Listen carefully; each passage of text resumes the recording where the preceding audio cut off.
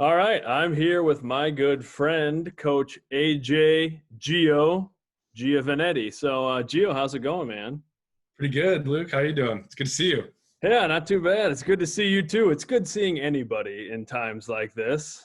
I Um, totally agree. but I thought we could get together and talk a little strength and conditioning stuff because that's been pretty different for us during the pandemic, and hopefully we're getting to a point where we're kind of reopening some things pretty soon. So the first thing I want to talk about is, so you're the strength and conditioning coach at Notre Dame Academy in Green Bay, Wisconsin. Yeah. And you and I have shared a passion for strength and conditioning for a long time. So how did that love of strength and conditioning start for you? I don't know. I think I knew that I wanted to do that probably about my sophomore or junior year of high school. I kind of got connected like when I was in high school at Notre Dame Academy. We didn't have a strength coach as did most high schools at that point. It was really like the football coaches that were running the weight room, but we did have an athletic trainer at the time that helped out, and I really like connected with him. And I was drawn to the way that he described how our body worked and how he programmed the exercises to fit like how the body worked and how that pertained to football and all that stuff. And just his knowledge of everything I was really drawn to, and I thought that was pretty cool. I mean, the levels of discussions that I had later on with him as a high school kid, set aside from the workout setting, I really felt like I was talking to a doctor, and that intrigued me, Mhm. learning about the human body in that way. But what didn't intrigue me was going to school for 8 to 10 years to become a doctor. Um, Right and on. nor am I smart enough to do that anyway. But so that just seemed like a more realistic option to me, to kind of study something that I was interested in. Um, that appealed to me, I guess. And I, So, being a lineman too, it's kind of that lineman mentality, right? Like putting in the work behind the scenes type of yeah, thing.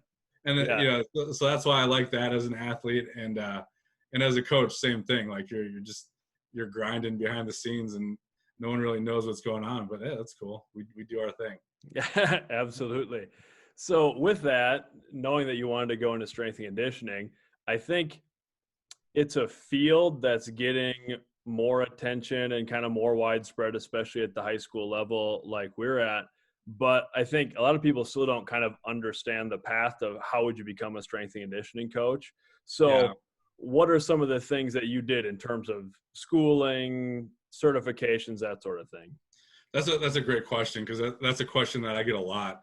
Um, just kind of to go back a little bit, high school strength and conditioning is growing really fast.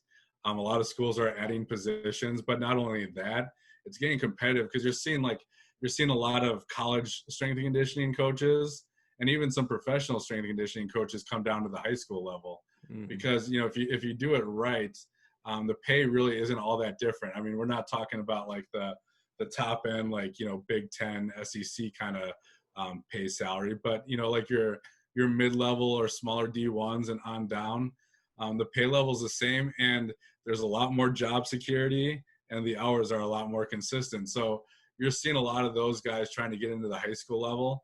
And the reason why I bring that up is because a lot of these guys are asking that question, right? And Mhm. unfortunately, for a lot of places, unless if you're like in Texas or Florida, most other states, you're going to need a teaching certification. Mhm. Um, and as you know, that's a process that I had to go through. I was an exercise physiology major coming out of college, which was great. That was a good major for me and was exactly what I wanted, and prepared me to be a strength coach. But then, in terms of getting a teaching position and things like that, I needed to go back and get my teaching certification. So I would say, above all strength and conditioning certifications, a teaching license is going to be the most important. But Mhm. when you look at those certifications, there's some like youth certifications out there. The NSCA, at CSCS is the most common and the gold standard right now. Yep. I'm involved with the National High School Strength Coaches Association, which is a relatively young organization. And they're in the process of developing their own certification too. So that's going to be specific. It's going to be the only certification that's specific to high school strength and conditioning. So that'll be something to look out for in the next year. That should be coming out. But yeah, just getting involved with the school, because most schools are not going to pay a strength and conditioning coach a full-time salary just to do before and after school stuff. I mean, that's just the reality. So there's going to have to be some teaching involved in that. And if you can get somewhere like where I'm at right now, you can get your school and your administration to start having strength and conditioning classes. So now I can do some of that work during the day, right. which also helps too. But yeah, I mean, a lot of people kind of grasp onto that strength and conditioning certification. What do they need to do? But I would say hands down, the administration is going to be looking for that teaching license. Yeah, I think that's a really good point, because I think, especially if you want to work at the high school level, when, I've talked to athletes who want to take that track, and I think that's a really important thing. Now, with the National High School Strength and Conditioning Association that you're talking about, their new certification, so for your CSCS through the NSCA, you have to have a 4-year degree to even sit for that test, right? Yeah. What's that national high school one going to look like? Those standards are still being developed. I know they're in the process of developing, like all the textbook stuff right now. Mm-hmm. And I think that's done. Now they're developing the test and getting all the accreditation stuff squared away. So as far as I know, that kind of stipulation hasn't been decided yet. Okay. Yeah, I'm just curious for people who want to get in, or, especially if you're just somebody who wants to work at your local high school or something like that. I think it's nice to have some sort of certification at the high school level, because there's still plenty of people who are just kind of, volunteering their time in the weight room, that sort of thing. But that's a good deal. So now I've had the pleasure of being up in your weight room and seeing some of your strength conditioning program, and I was wanting to get back again this summer, and then the world shut down. So hopefully sometime soon I'll get back up there again. But take me through a little bit of your just philosophy specific to talking about a strength and conditioning program at the high school level. Yeah. So, the hard part with our job is, and it's no different from any job, like everyone's an expert, right? So, and that's not always a bad thing. A lot of people have interest in it, but I think kids and parents come in with all these different views and expectations. And that's kind of been my job, is to educate those kids and parents along the way about this question. I think one big thing is I don't treat female and male athletes differently. Yep. I know there's some different thoughts on that. But I as soon as kids come in the weight room, I treat them all the same, and I treat them all like they've never touched a weight before. Right. And we start out with very different, very simple progressions, and teach them as they go and progress as they're ready, whether they're a male or female. And that's the same thing from sport to sport too. What our philosophy is it all comes down to triple extension. Yep. And so we try to train that movement as much as possible, extending the ankle, knee, and hip at the same time. So I know you guys do what we do, and as far as the Olympic lifts, and that's a big part of it. But there's other ways to attack that too, with med ball tosses and different kinds of plyometrics. But there's always that catchphrase out there, and it drives me nuts. The sport specific, right? Yep. Like I get it all the time. Like I need a basketball specific workout, or football specific exercises. And that's, I try to find a nice way to like, we just don't do that. And right. That's not really, I don't see that as my job as a strength and conditioning coach. That's the sport coach's job, to be working on those basketball skills. What I want our kids to develop when they're with me in the weight room is what I call sports transferable skills. So like I said, the triple extension and the coordination, and just working the central nervous system, and developing movement characteristics that are going to transfer to their sport when they are working with their sport specific coach. Right. So with that, you're talking about the triple extension and some of those things. If you're talking to somebody who is starting like a high school strength and conditioning program for the first time. And obviously there's a lot of things that you can get into, but what are like a couple sort of essential lifts for you, or, lifts that you can vary, but what are kind of like, yep, this is kind of mandatory for me that I want to have in a program? Yeah. So there's always a template that I follow, and we do more than this, but we're always going to squat twice a week. Yep. And that's usually going to be a back squat or a front squat. And sometimes we'll throw in like single leg squats or split squats on top of that, but we're always gonna squat moderately heavy twice a week. Yep. And then the template goes a vertical press and a horizontal press. Okay, so like bench press or military or push press, and then on the flip side of that, a horizontal or vertical row. Yep. And then posterior chain, working the hamstrings and glutes, and the core work and all the auxiliary work that goes into that. But for me, I feel like deadlifts are kind of making a comeback. Yep. And I don't really have a problem with a deadlift. If I had I don't have trap bars in my weight room. If I did, I would probably deadlift more, but I would rather have my kids squat heavier twice a week than deadlift. Right. And I feel like as a lift, they get more out of it. They're probably not producing as much force, but with the eccentric phases that are involved in a squat, I feel like it's a lot more of a beneficial lift. So I'd rather focus on that than the deadlift. But so yeah, squats and cleans are probably my two staples, and variations of, yep. We're not going to have freshmen come in and start doing hang cleans right away and back squat right away, but we're going to build them up to it. But when we're talking about our older kids that have been in the program for 3 or 4 years, those are staples for sure. So with the Olympic lifts, and when we talk about that, that's anything that's like a clean or clean variation, snatch or jerk. I mean, those are, with anybody talking about Olympic lifts, those are the types of lift. Now there is, always some debate in the strength and conditioning world about catching on Olympic lifts, especially with younger athletes, high school athletes. Some just sort of work the concentric movement going up and then they're dropping the weight, they're not catching it. What's your theory on that? Our non-contact athletes, I'll still have catch a clean once in a while, but I don't emphasize it enough. But I'm a big proponent of catching the clean, because I think, a lot of times as strength coaches, we talk about force production, right? Yep. How much force we can produce, because that transfers to a lot of things, but force absorption is extremely important. So being able to control our body while we're receiving that weight, and being nice and stable and strong in that position is important, especially for like our football and hockey athletes at Notre Dame, because that's not even really, those aren't really contact sports, those are collision sports. So like, right. You really gotta brace yourself and be able to take on an external load, really. Right. So I'm a big proponent of the clean and catching the clean and doing the full.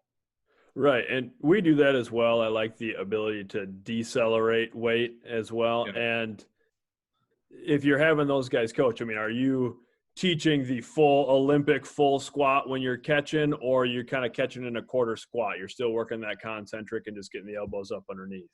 Both. Okay. It depends on what phase we're in, but sometimes I just do a regular clean and they're catching it in that quarter squat athletic position. But sometimes we're catching it down in a full Olympic squat. Right. And then to answer your question too, kind of before, I think for coaches that are looking to implement Olympic lifts and progressions into their program, like you said, there's a lot of different philosophies on that. When I was a young coach and I started out, we did everything. Right. We did hang clean, hang snatch, we did power snatch, power clean. We did it all, you name it. And I kind of felt like our kids were pretty good at it, but not very good at it. And that was right. So like I didn't feel like we're in jeopardy of like getting kids injured or anything, but just kind of, after a year, just sat back and looked at the numbers and kind of felt like we should be pushing around some more weight on those lifts. And Right.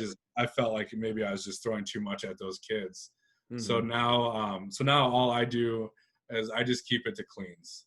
We don't Okay. do any kind of hanger power snatches. And since I've made that adjustment, we've gotten pretty good at those lifts. Because it's a lot of coaching.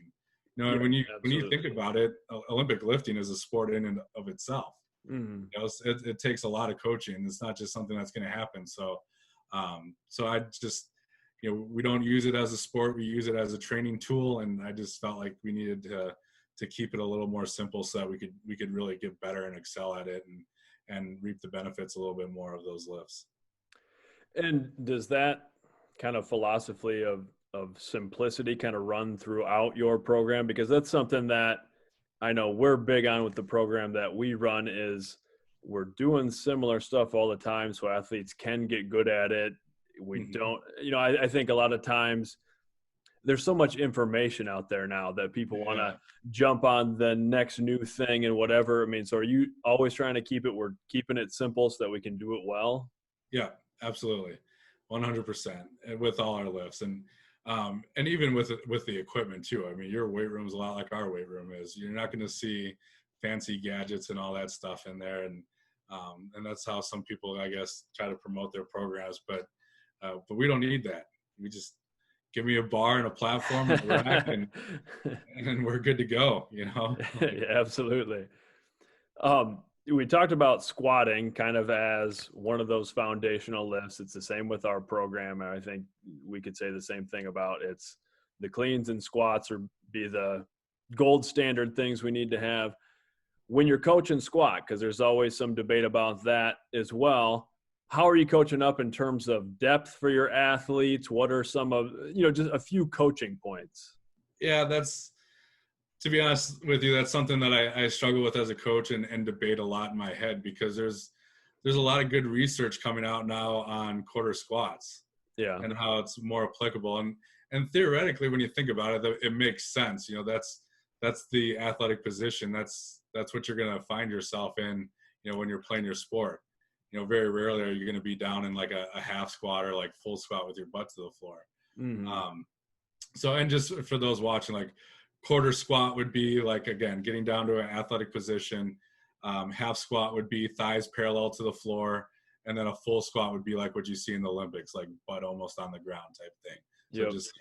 just so we're on the same page as what we term the different depths. But what I always go back to and why we half squat now. So like I said, I just said my verbal cue is tops of the thighs parallel to the floor. That's what we're looking for in our squat depth. The reason why I always go back to that is because of sheer force. Because Yep. when we squat to that depth, that's the safest position for our knees to be in when we're transferring that load and then rise up and stand up. Because when our knees are at that angle, there's less shear force, and what that means is there's less bone on bone gliding and movement in the joint. Obviously we Mm-hmm. don't want extra movement in the joint. We don't want all that gliding and sliding around. So and a full squat is even safer than that, really. So you get like those old myths like about squatting low and stuff and how it's bad for the knees. And that's really not true. The lower you squat, the better it is for the knees. Right. So I Right. don't know. I don't think there's a right or wrong answer to that. Part of that is just, you know how it is, and it's kind of how we were raised to squat, I guess. Yep. So there's that hurdle of getting over, but I guess I'm not opposed to it, and I think that probably goes back to why we catch the clean in different angles. Mm-hmm. So they are getting that more athletic position type work in those exercises. But yeah, I don't know. Yeah. Oh, I think you hit on a lot of points. I always just think that's interesting. We coach the same way to that parallel half squat area just because I like to emphasize the range of motion and just, Mm-hmm. movement principles as well. I figure if you can move to that level, then quarter squat's going to be fine. And we do deadlifts and some things that I know a lot of programs don't do. So I feel like we're getting that kind of Yeah. quarter squat athletic position from there as well. Our freshmen get a lot of quarter squats in anyway. So, Yeah, that's absolutely right. so that's something it's definitely a problem that we try to address. But yeah, like I said, I don't want to say there's a right or wrong answer to that, because there's not. It's just, I don't know what you're comfortable with, I guess, and what you want from your athletes. Hmm. So we talked a little bit about your squatting twice a week. How are you breaking down your workouts during the week in terms of how many times are you, is it full body every time that you're in the weight room, that sort of thing? Um, that's another thing that I've kind of adapted and been playing around with these last 2 years. Depending on the year, like I used to do a 3-day, or the time of year, I used to do like a 3-day or 4-day split.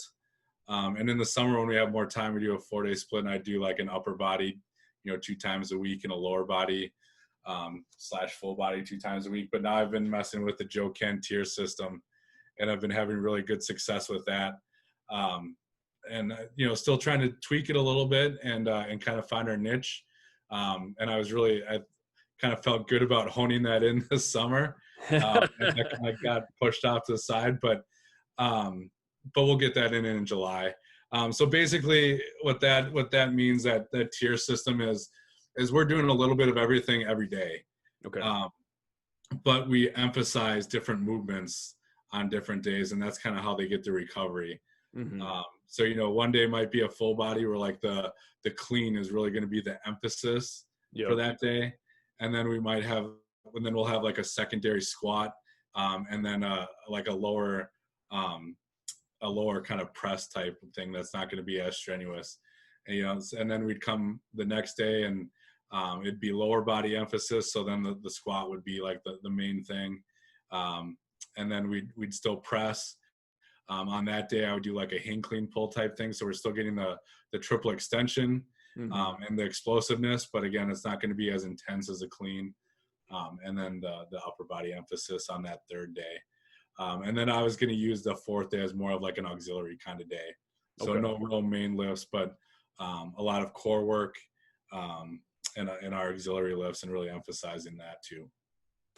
And with that type of model, is that kind of in line with, there seems to be more research coming out about not exhausting yourself so much in a singular workout so that you can do more cumulatively throughout the week?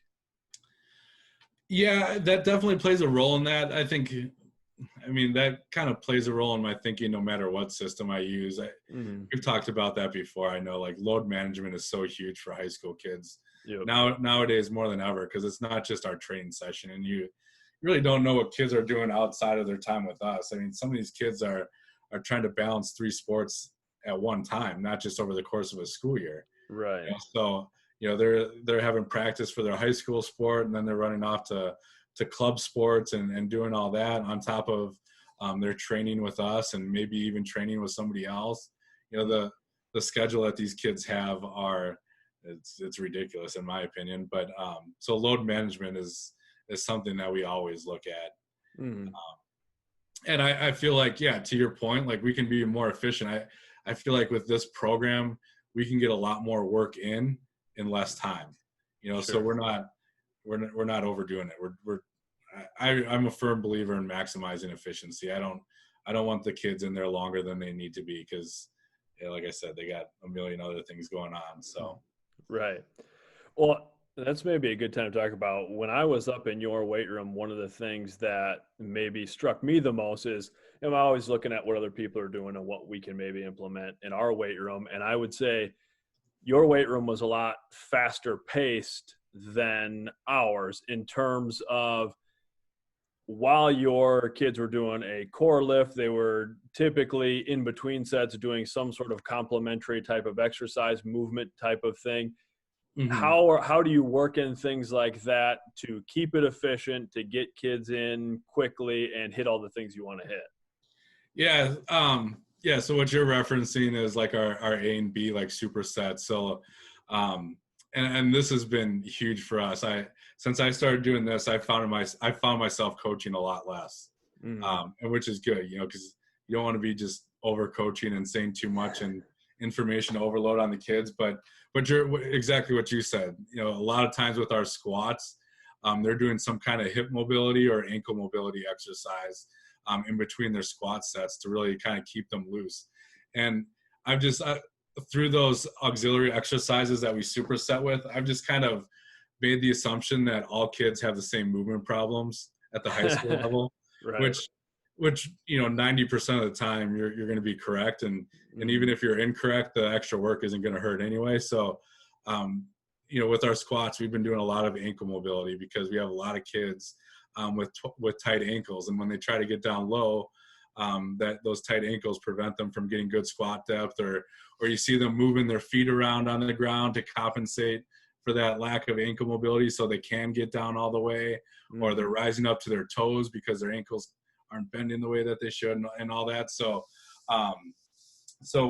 trying to just be proactive and correct those problems right away, and keep working on those problems. I mean, our seniors do those things too. That's not just a new kid to the weight room type exercise or setup. I've found that our kids are moving a lot better. It keeps them busy and occupied, so there's not as much standing around I don't like. So I think there's a lot of benefits to that type of system. So what are some specific things in terms of the phases of your program and like periodization, specifically with regards to what you were talking about in terms of not overloading high school athletes who are busy, who a lot of the athletes we're coaching are multiple sport athletes involved in a lot of things? How do you run that sort of periodization and peaking and that sort of thing? Yeah, that's always a hard philosophy to get through to some of the sport coaches. I think some coaches want their athletes to be in shape all year long, and that's not realistic, and that really sets us up for failure. If kids are at peak condition all year long, then they're setting themselves up for overuse injuries and all that, and that's not a very realistic goal for high school kids. So yeah, it's trying to get them to peak right before the season starts is always our goal. And then when it comes to in season, I'm not a maintenance kind of guy. Like we're still lifting heavy in season, and yep. I have the philosophy: if you're not getting better, you're getting worse, right? So it's hard to maintain, especially if you're like I said before, if you're one of those collision sport guys where your body's getting beat up a little bit and you're not really doing your part in the weight room, you're going to get weaker, and you're going to get more susceptible to injury. So we do, we might not lift as much in the season, as far as frequency goes, but when we are in the weight room, they're still going to get some work in. There might be days where I maybe it's after a game or whatever, and the kids come in pretty beat up, and then I might adjust the workout accordingly. But otherwise, from a philosophical standpoint, yeah, we're lifting heavy. As far as like all year long, I guess it kind of depends on the sport and their goals. So for like our football guys, we're a relatively, typically we're kind of a small team, in both numbers and size. So I like to take the winter and even the beginning part of the spring and really focus on the hypertrophy part of it. Yep. But then again, a lot of our football kids are playing basketball and other stuff too. So it's kind of hard that way, and you always got to adjust on the fly and adapt. But hypertrophy more so in the winter and spring. Then when we kind of get to spring, early summer, not that we don't do hypertrophy stuff, but more of the focus is on the development aspect of it, where we're kind of taking that new muscle tissue that we've developed, and we're developing it into stronger tissue, and then work our way more towards the peak phase as we get closer to the season. I'll be honest with you, I know it's kind of old school. I'm more of a linear guy. Yep. So not many coaches do that anymore, I feel like, but we've had pretty good success with it. And I think with kids constantly coming in and out of the weight room, because we're like you guys, we have a lot of multi-sport athletes. We're especially in comparison to the schools that we compete against, we're small.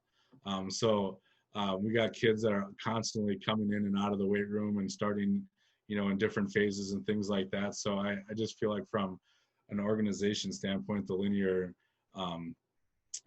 program works pretty good for us. But there's many out there, and I've done my research on them, and those work too, I guess. But I just I stick to that because, like I said, it's easy to pull kids in and out of different phases that way, I guess.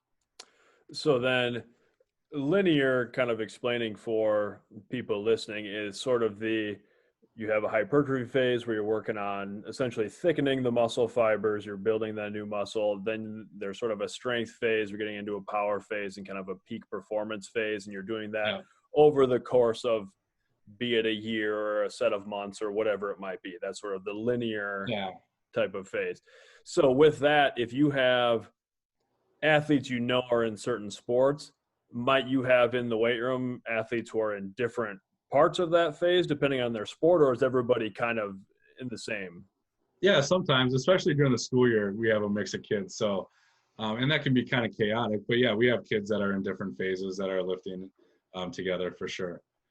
I mean, you have to. There's only so many hours in a day, so you gotta get the kids in, and that would be probably another way that I differentiate from in-season lifting too. Like even though we lift heavy in season, we're not going through the hypertrophy phase in season.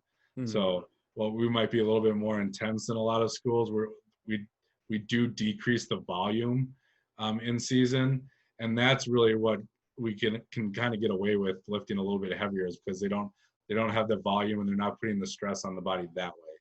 Because as you know, volume puts a lot more stress on the body than the intensity does. Yeah.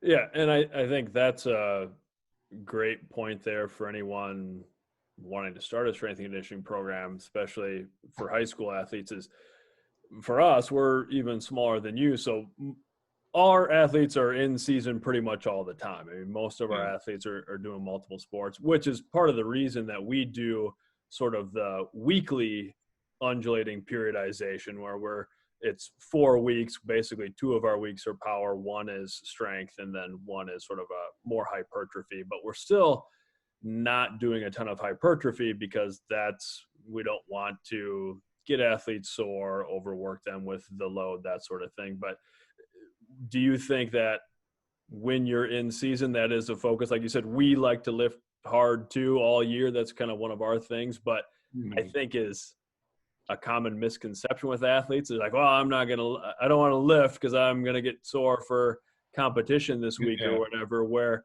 you can lift pretty heavy loads and be pretty good. And there's a lot of research out there that shows that actually increases performance. Would you agree with that? 100%. Yeah. And like you said, that's a hard battle to fight. And I pick and choose my battles with that, especially in my PE classes, my strength and conditioning classes. The one time, like I'll get a little more lenient with kids that have my class in the afternoon, and especially the younger kids, because, I might have kids coming into the weight room at 2:00 for their strength and conditioning class. And if they're a freshman or sophomore, they might be competing at 3:30. Right. So in that instance, I do have like a separate game day workout for them where they're working more mobility and central nervous system stuff to actually get them ready for their game a little bit more. But, if a kid comes in at 9 in the morning and isn't competing until 7:00 that night, we're gone. Yeah. Right. We're lifting. And that's a hurdle. And I think we're starting to turn the corner on that. I think some kids, what you want is, a lot of times coaches and kids base a good workout session off of how they feel afterwards. Yeah. Which is accurate, right? That's how you should. But a lot of times they feel like they need to be totally exhausted for it to be a successful workout. Right. And you try to get to the point across, like kids should feel good and refreshed, when they're done working out. Yeah.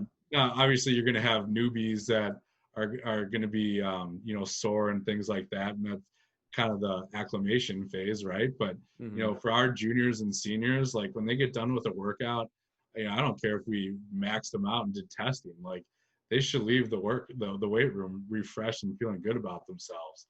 Right. And I think we're kind of turning the corner on that, where they're kind of taking some of our older kids that do lift during the day and on the day of competition. They're kind of taking that, like that feeling of, accomplishment and confidence leaving the weight room. And I think they're seeing that transfer to the competition that night. Absolutely.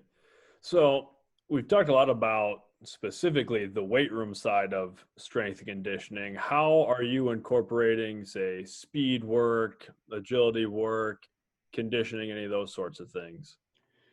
Yeah. In the summer, we get a lot of that in. In the winter, it gets hard because I would ideally I would do it all year long. Right.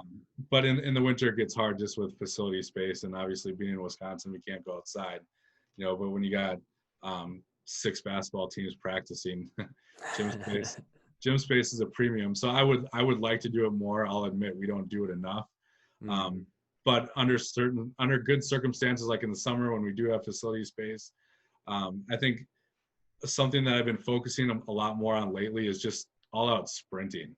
Sure. And not even for long distances. I mean, even if it's 10, 20 yards, and very rarely do our kids sprint more than 40 yards.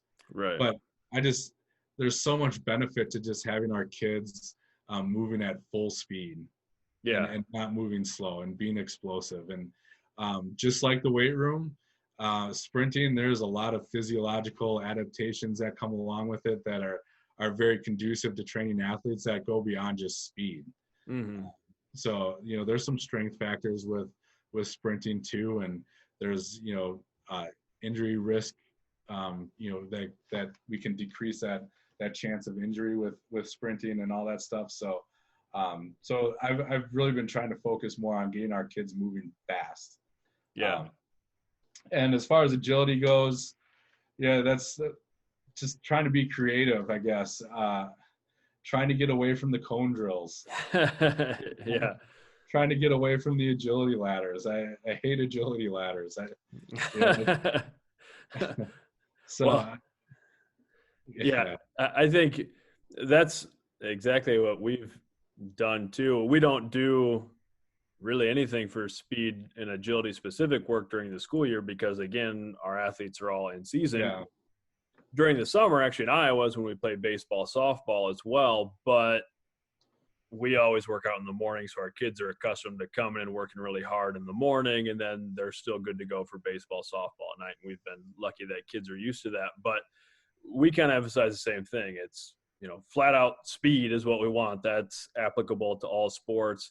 And then for agility stuff, I mean, I think over time, when I first started, we were doing ladders and, me too. Defined cone pattern drills. And we've moved a lot more towards sort of those open skill, reactive agility types of things because it's more like a sport. You're reacting to something and having to change direction quickly instead of in a set pattern. Are those some of the things you've been implementing as well? Yeah, just trying to get kids to react. And, we still do some of those old school cone drills, but we try to add a reaction component to it.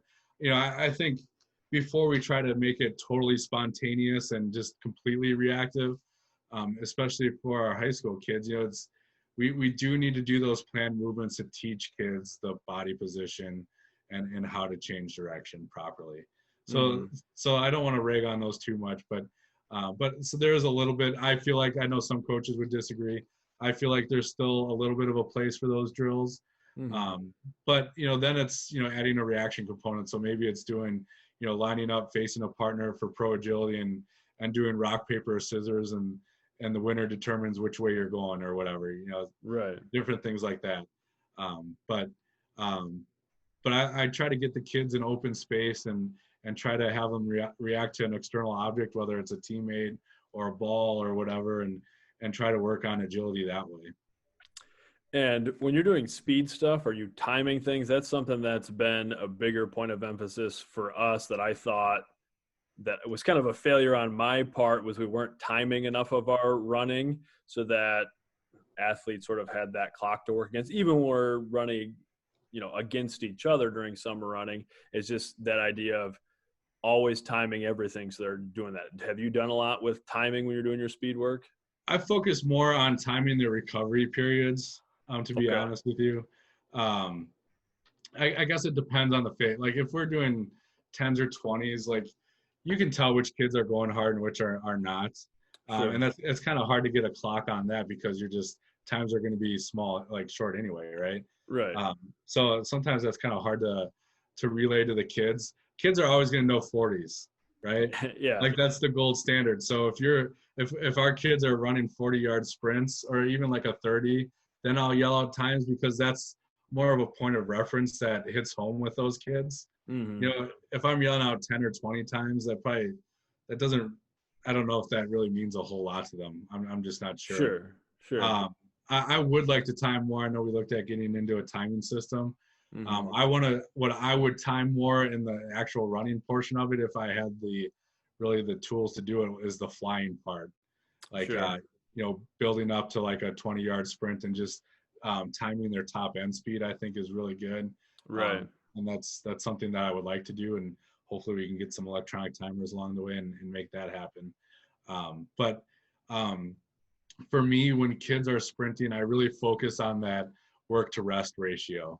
Okay. And that's really what I focus my clock on, because I want kids moving as fast as they can, like we talked about. Mm-hmm. So like, again, this might drive some coaches nuts, but when we are sprinting, it's kind of like the opposite philosophy of what we talked about in the weight room. I kind of want our kids walking around a little bit and taking their time between their sprints. They don't need to jog back to the start line or jog to the next station or whatever. I want them recovering so that when we get to that next sprint, they're moving at full speed, because I think that's the biggest thing, right? That's the main thing. Keep the main thing, right? Yeah. So, and along the way, kind of depending on how the kids are doing, over the course of a summer or a phase, then we take that rest period and slowly decrease it. And the goal there, and this is where the timing the sprints would come into play. The goal is to keep the kids running at the same speed as they did in the beginning of the summer with more recovery, as at the end of the summer with less recovery. So hopefully they're recovering less, but still moving just as fast, if not faster. Sure. Well, I think that's a really important consideration. And that's something that, sometimes I've, not paid enough attention to, that recovery time, because if you have a large group of athletes and you're trying to get a certain amount done. But I think that's an important distinction for coaches, is that if you're working speed, or like if we're doing plyometric exercises like a box jump or something like that, it's not a conditioning drill. It's we're training the speed, or we're training the explosiveness, and making that distinction, I think, is important. Are those things that you are explaining to your athletes as you're doing some of those things? Like, here's the why we're doing it and why we're doing it this way, so that they have an understanding of that? I try to, yeah. Full disclosure, that's something that I feel like me as a coach, I need to get better at, is explaining the why. And you've seen me in the weight room. There's times where I'm running around like with my head cut off, but yeah. And I get caught up in that maybe too much. And sometimes I need to slow myself down and really do a better job of explaining that theoretical stuff to the kids about, the why. But yeah, I mean, I try to, but yeah, I need to, that is definitely something I need to do a better job of. I feel like probably on the field and during the running portion of the workouts, I do a better job of that. In the weight room, I'm kind of gung ho on just, we got to get moving. Right. So you talked about like working with freshmen for the first time, and your school is a little bigger than ours. I'm fortunate that normally junior high kids start showing up in our weight room, and that's sort of our time to start really teaching movement. We're not loading weights on the kids, that sort of thing. But when do you typically get to start working with athletes? When do you think a good time for athletes to start jumping into some of those strength and conditioning things is? Now. No matter what age you're in. Yeah, that's something we need to do a better job of, but that's just that's a hard demographic to work with, because that's just one more place that they need to go. Right. You know, 'cause middle school kids are just as busy as high school kids when it comes to athletics. And Yep. that's, I've had a strength and conditioning camp in the summer, the last couple of summers, and I was bummed out we didn't get to do that this year with our middle school kids. But that's just a hard sell, because they're so busy. And usually, you know, as you know, and that's not right. I don't agree with it, but the strength and conditioning is usually the first thing to go when the schedule gets busy. But Right. I think if you're doing it properly, you can start your kids like 4th or 5th grade, really. Yeah. You know, and that might scare some parents, but that doesn't mean you're throwing a bar on their back right away and expecting them to squat. You Right. know, it's teaching, like you said, teaching them how to move properly, so that when they do get mature enough and coordinated enough to start putting some weight on, it's going to be so much easier for them to get stronger, because they've already got the movement patterns down. Mm-hmm. Yeah, and I'm fortunate. My own 2 children spend a lot of time around our strength and conditioning program. I've got an 8 and a 9-year-old at home, so they do strength and conditioning work, specific strength and conditioning work. They have their own, you know, workouts and things. But I think another great thing about that is they get to kind of build a love for it. They get to see athletes grow and improve. I mean, that's one of my favorite Yeah. things about the weight room, is that maybe more than any other place in sports and in school is you can see improvement. You can see how the work translates to new strength, new speed, those sorts of things. So that's just kind of a point for me as well. I like seeing young people around it just Yeah. to Well, get the atmosphere. I was like your kids. I was a coach's kid growing up, Right. and being around high school kids, just you know, aside from the sport aspect of it, was pretty cool. I mean, just instant role models right away as a little kid is good. But yeah, then, you know, seeing the work that those kids are putting in high school, you know what the expectations are when you get there. And it's a huge benefit just being around it, and it's fun. Mm-hmm. I've seen your kids there; they have a blast. Oh, You know, absolutely. so yeah, I think that's good for sure. So we've hit on a couple kind of common questions or misconceptions or concerns that get brought up with strength and conditioning. You know, one being the age to start an athlete, you know, different types of lifts and things like that. You mentioned female athletes, not really treating female athletes different than male athletes. And that's something that we're lucky at our school, pretty established. Our female athletes work really hard. They lift, they're strong, and that certainly benefits our athletic programs. But that's always kind of it's something that comes up where you have young female athletes who, I don't want to lift because I don't want to get big, or I don't want to get too bulky, or those sorts of things. So what do you say to that concern? Um, you know, sometimes I guess it depends on the kid, but that does come up a lot. You know, sometimes you just talk about how hormones are different, and that's just not how their bodies are not going to respond to resistance training the same way that a male's body is going to. Mm-hmm. And I also talk about, you know, unfortunately, females are at a big disadvantage when it comes to ACL injuries. Right. And you know, so it sucks for them. I feel bad for them, but you know, we talk about the importance of being strong to help minimize that injury risk.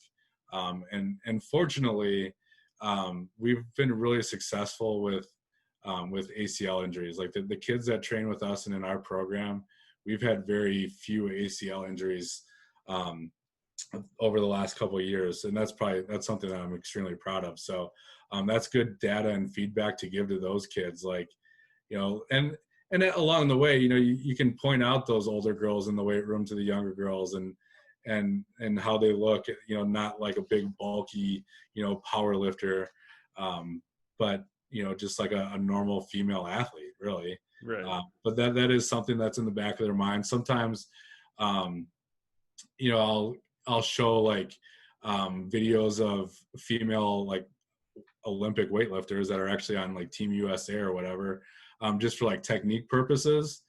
But it seems like when I'm showing them those videos for technique purposes, the female population are automatically drawn to what the girls look like, and I Right. think so. I think that reinforces that too, because when you look at those Olympic lifters, they're extremely strong women, but they don't look any different. They don't look like that, a big hairy power lifter, like the stereotype that I feel like all girls have in their mind. Right. But and that's something that I asked for a little bit. It's hard coming from a male coach too. Mm. So that's something that I try to get some help with from their female sport coaches as well, and try to have them reinforce that. But just showing them examples, and just as with other things too, like we're not doing anything different than anybody else, Right. and when you look at other high schools, like you said, you're doing the same thing. When you look at other colleges, we're doing the same thing. So just reinforcing those principles and those ideas that you're not going to be any different. Sure.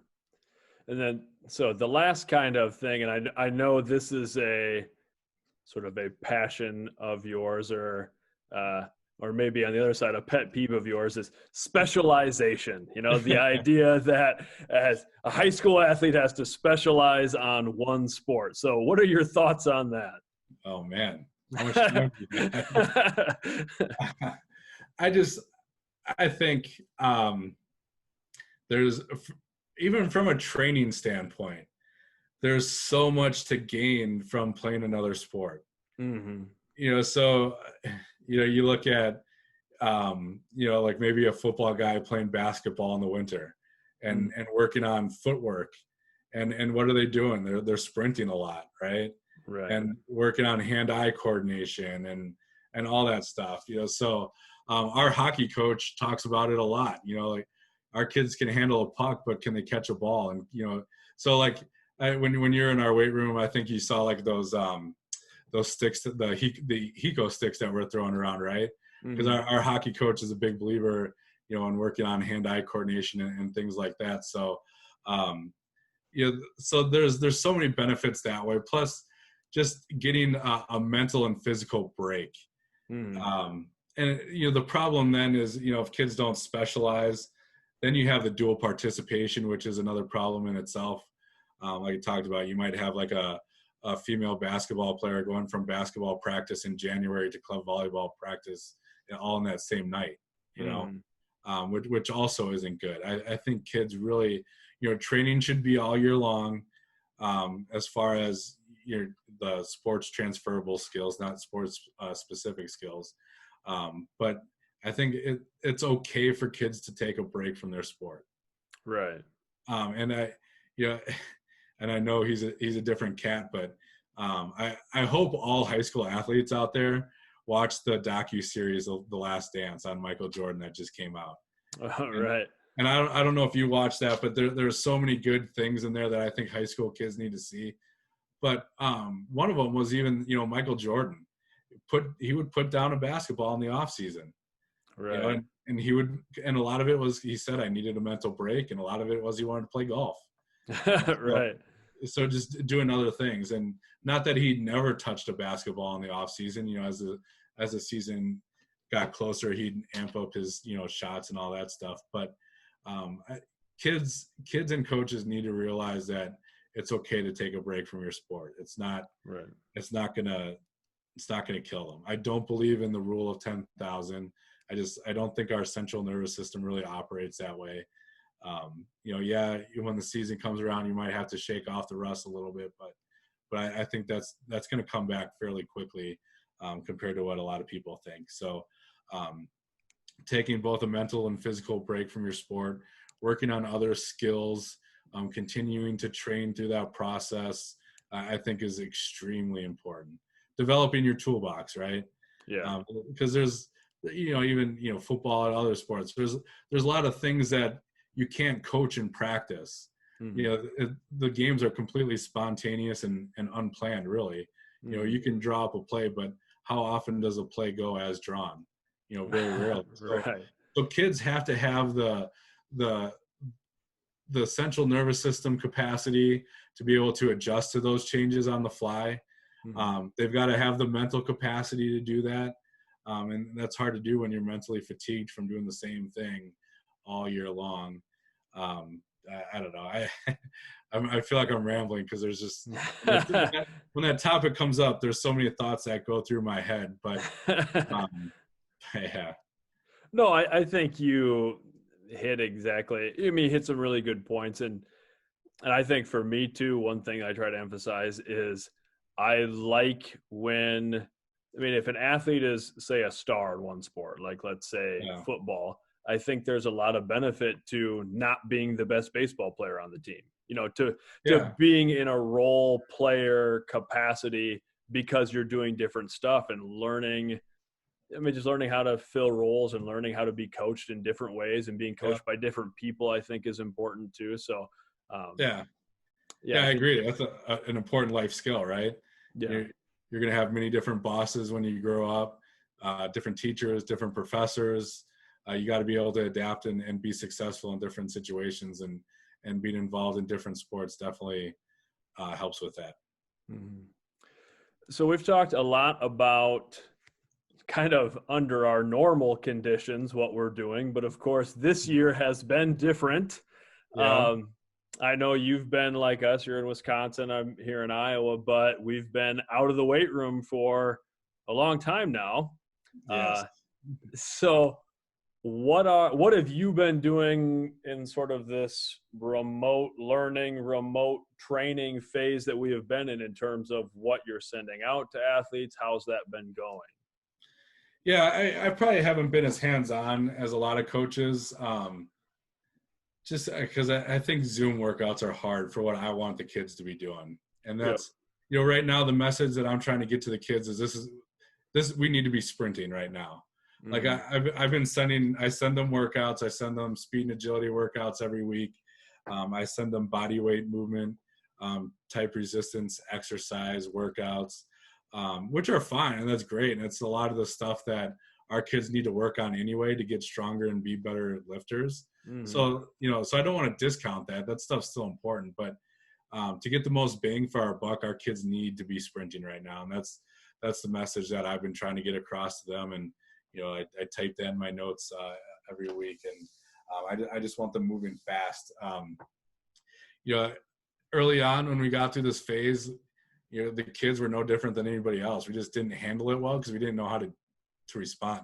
Right. Excuse me, we've never really been in this situation before. So talking to a lot of our kids, a lot of them are like, oh coach, I went for like a 20-minute jog today, or I ran 3 miles or whatever. And I'm like, uh, so that was tough. That was something I had to squash. And I get that. Like that's an easy, if you're bored, that's an easy workout to come up with.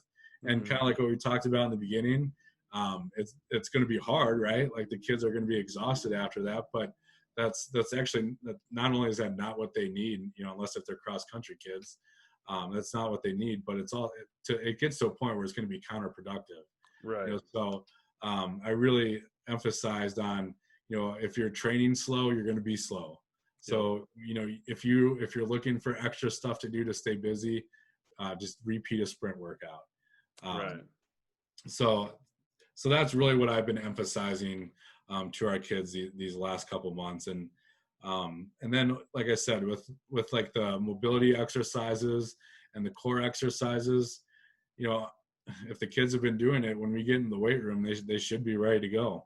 you Right. know Yeah, I think that's important. We've been doing the same thing. I continually preach to our kids that this is an opportunity like any other time that we can get better at some things that we maybe don't make our central focus in terms of movement patterns and some things like that yeah, we should come back into the weight room and maybe that max strength of throwing as much weight on the squat rack isn't going to be there the first day, but your movement pattern should be better than ever. You should be in good conditioning. You should have been yeah. doing that speed training. So, Talking to the other message I've been trying to get across too, and talking to other coaches in other states that have already been training, have already started their summer programs. They've said it's very clear right away who's been doing their workouts and who have not been doing their workouts. So I've been trying to get that message across to the kids that I've been talking to, like, we'll know. Right. We'll know when you get back what you've been doing and what you haven't been doing.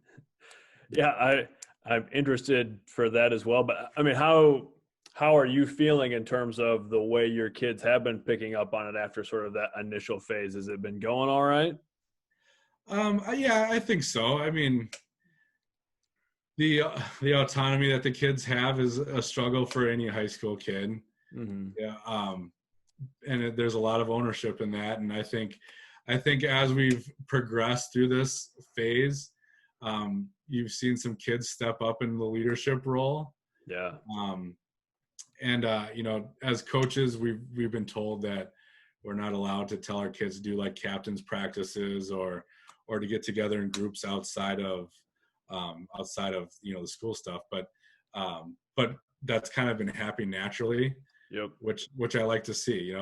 The kids, it sounds like they've been safe about it and trying to adhere to some of the guidelines and being smart about not doing it when sick and all that stuff. But it is good to see kids kind of taking ownership and getting some groups together and working and pulling along their teammates. So as we get closer to our start date, I've been hearing more about that, which is encouraging. That's good to hear. It's been the same for me, just hearing from athletes that some are organizing things and the same thing, trying to making sure we're staying safe. But yeah, that's been good to hear. And something I've been telling the kids is I think our success in all of our sports every year, you can draw a pretty straight line correlation to how well our summer goes specifically. Yeah. And this year, a lot of that is riding on the shoulders of the individuals and those kids who are stepping up as leaders to hold other people accountable. And I've been feeling pretty good about that. Mm-hmm. So with the information that you're giving to kids right now, and this ties back into what we're normally doing too, how much information or how much are you talking about things like nutrition, sleep, hydration, those sorts of things? I did that a lot early on, and that's something that I'm going to start doing more. I kind of gotten away from that, but as we get closer, I'm going to start talking to kids more about being ready for our start date and getting back to normal sleep patterns and things like that. But when we first got quarantined or whatever, that was something I talked about a lot with the kids, like trying to maintain normalcy as much as possible. Right. Normal sleep schedules, making sure that they're eating properly, like you said, and hydrating properly. That doesn't change with the change of our environment, right? Those things should always be constant. So that's important. I've kind of gotten away from that a little bit, but now, like I said, we're hoping to start on July 6th. Okay. So in these upcoming weeks, I'm going to start talking to these kids about getting back into their normal sleep patterns and things like that, which I know they've gotten away from, but yeah, and eating properly and things like that. So that's important. And we talk about that a lot too under normal circumstances. Right. How much of that they take in, I don't know. I feel like kids are buying into that stuff more these days than like when we were in high school. Oh, I think so. I think so. There's a lot more literature out there on that. And there's a lot more, professional athletes that publicly put like their meals and all the good stuff that they're eating out there. So there's just more information and more buy-in for the kids, I guess. Yeah, I agree with it. I think there's more information in there. I think there's more just a general appreciation for health than maybe when we were in school in terms of kids who, like, it's not uncommon now for kids to be like, yeah, I do yoga or I meditate or like those other just sort of health things, which I think are good. But yeah, the sleep is one that has been a concern for me. Not that I think now maybe our kids are getting more sleep than normal, which is good, but we do everything at 6 a.m. all year round. And I've had a lot of kids who are like, well, I've been staying up till 2 a.m. and then I get up at 11 and like, but soon we're going to go back to 6, I hope so.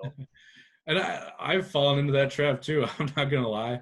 Yeah. Like I was really proud of myself. Like the first month of quarantine, I was still going to bed at a decent time and still getting up like a normal school day. And I was really enjoying it. I was sipping my coffee and just kind of strolling into the morning. But then you just get to a certain point where there's not much going on, and you just stay one hour more, you stay awake, and and it just keeps on going. And so I got to rediscipline myself too, and that's gonna be process.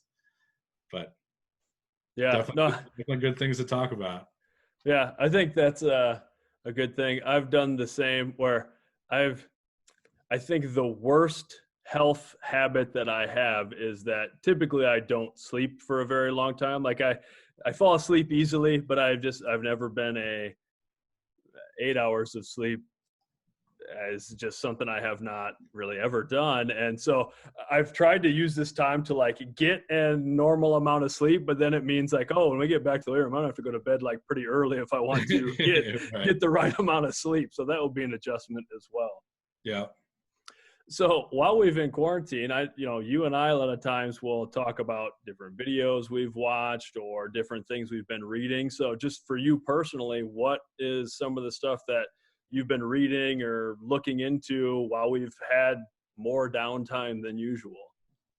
So I'm pretty close to finishing my master's right now. Mm-hmm. And over the course of quarantine, I've actually finished 3 classes. Oh, right on. So that's been keeping me busy. But 2 of my classes in particular have been really good, talking about like multiple intelligence, the multiple intelligences and stuff like that, and the different ways that kids learn. All common stuff, but just to dive into that a little bit more in depth. I had a class that I took on student motivation. Oh, yeah. And so through those 2 classes specifically, I've read a lot of good books that I normally wouldn't have read, but kind of fall into the lines of my normal reading. I mean, through our conversation, I like to read about like the motivation type stuff, and like the military leadership kind of books, stuff like that. So, now that things have slowed down for me, I've kind of rekindled my love for reading, and I've been able to read books like that too on my own, not necessarily pertaining to class. But I'm a nonfiction reader, and the reason why I like nonfiction is because I like to study people, and I like to study what makes them tick. Especially successful people. You're not really going to read about unsuccessful people because people don't write books about them. Like, right. This guy was fine. He did some average things. Some of it didn't work out. Mm-hmm. But it's always intriguing, and everyone's different, and especially as teachers, that's something that we got to deal with on a daily basis, is that everyone has a different way of thinking. Mm-hmm. Everyone has a different motivation. Everyone has a different perspective on things. So the more that you can read about people and their successes and how they got to that point of success through all these millions of routes, really, is, I think, important for us as teachers and coaches. So, I just find that stuff interesting too. Right. So that's really been my focus, I guess. The Last Dance, I watched that. And like I said, if you haven't, I would strongly recommend that. And I think every high school kid needs to watch that to really understand what it means to be a competitor. And Michael Jordan might be an extreme, but I think that would be pretty eye-opening for our kids to kind of see how he handled things. And I forget the exact name, but we watched a documentary with our hockey team, our hockey coach, In Search of Greatness. Right. Was the documentary.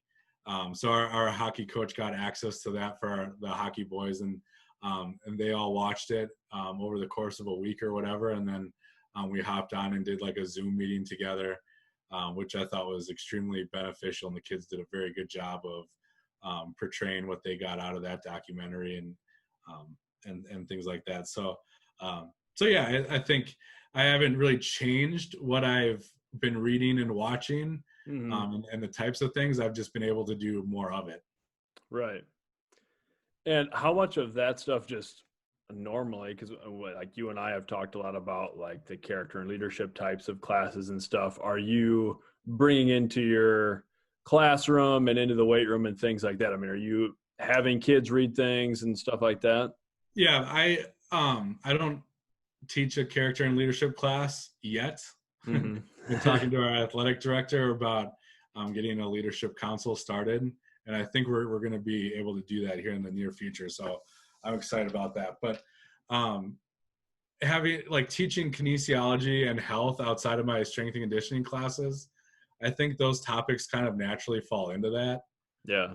So yeah, we do talk about that, especially in health class. You know, we watch a lot of those videos, like the Admiral McRaven video, Yeah. commencement speech, and all that stuff. Yeah, I do try to address some of that stuff in class. Probably need to do more of that in the weight room, and then during our training sessions. Like I said, once we get going, I try to get going. But those are all good things to talk about, and hopefully we can do that with our kids more on a separate setting. Right. But yeah. All right. Well, my last strength and conditioning question is this. Okay. You're a bald guy with a beard. Yes. It seems to me there is a high percentage of strength and conditioning coaches who are bald and have a beard. I've had a beard for years. I shaved it off during quarantine since everyone else was growing quarantine beards. But why do you think so many strength and conditioning coaches have the bald head and the beard? Easy maintenance. There you go. That's perfect. It's very conducive to early mornings when I don't have to wash my head because it's straight down to the skin or shave. No doubt. So low maintenance is one. I don't know. When you're in a gross, humid, warm weight room all day, I'm more of an oily guy than most. The greasy hair is not always the funnest thing. So I don't know. It's definitely the stereotype. Yep. But no, I totally agree. It is. It's a very manageable look, especially if you are in the weight room a lot. I tell people that, like, my hair is pretty thin and it's like I'm sweating all day long, so it's not something I want to take care of. So it's good to have it gone. I've been embracing the bandana a lot more too, soaking up. Oh, right on. Yeah, so good stuff. All right. Well, that's about all I had. I mean, we've talked for over an hour already. Is there anything else that you want to add? No, I think, I don't know. One thing that I always try to pertain or like to get across to people, like coaches, fellow coaches, athletes, is just like always be willing to learn, be a lifelong learner. So I think that anyone who watches this podcast, whether they're a kid or adult, I think that's a message that I always try to relay, and I think that's good for everybody. Like I have a very low tolerance for people who think they know everything. Right. Because I think that's dumb. There's so much out there to learn and know that that's impossible. So yeah, I just keep learning. And, for the kids especially, try to understand the why and don't be afraid to ask coaches, in a respectful way and when the time is appropriate about why you're doing things, so that you can fully buy in and understand the why, so that you can make the most out of your training. Like I said, there's a way to go about it and a time to go about it, but I think that's important. And same with parents too. I try to have meetings with parents to explain to them what we do and why we do it, so that they're educated on it and know. But in all phases of life, never stop learning. There's always something more to know. Well said. We'll end on that. I'll stop the recording. But thanks for being here, man. Much love, brother. Thanks for having me.